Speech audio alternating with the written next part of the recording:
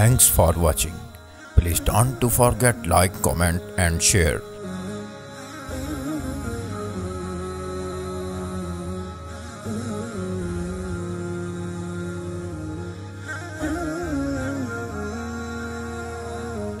Mufti Mubashir Ahmad Rabbani, Islamic scholars. کیا قاضی شوکانی علیہ رحمہ شیعہ تھے؟ یاد رکھو یہ جو لفظ شیعہ ہے نا، ایک ہے آج کے دور کی اصطلاح۔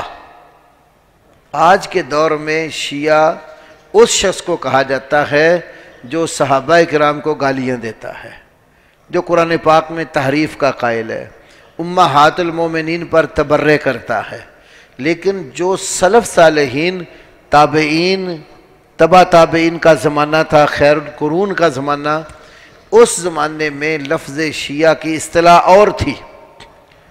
اس زمانے میں جو شخص حضرت علی رضی اللہ تعالی عنہ کو حضرت عثمان رضی اللہ عنہ سے افضل مانتا تھا، احترام سب کا کرتا تھا، فضیلت میں حضرت علی کو آگے سمجھتا تھا، تو اس کو شیعہ سمجھا جاتا تھا۔ اور اگر ابو بکر و عمر رضی اللہ عنہ سے بھی افضل مانتا تو کہتے یہ تشیع کے اندر غلو سے کام لے رہا ہے، اور جو برا بلا کہتا تو اس کو رافضی کہتے تھے۔ تو یوں سمجھو آج کے دور کا لفظ شیعہ روافض کے لیے ہے، اور خیر الناس کے دور میں لفظ شیعہ کا یہ معنی نہیں تھا جو آج ہوتا۔ تو قاضی شوکانی جو یمن کے بہت بڑے عالم تھے اور مجتہد تھے اپنے دور کے، شروع میں یہ زیدی شیعہ تھے۔ زیدی ایک شیعہ کے طبقات میں ایک طبقہ ہے جو صحابہ کرام رضی اللہ عنہ کا احترام کرتا ہے، لیکن تفضیل کا قائل ہے، فضیلت علی باقی سب سے مانتا ہے۔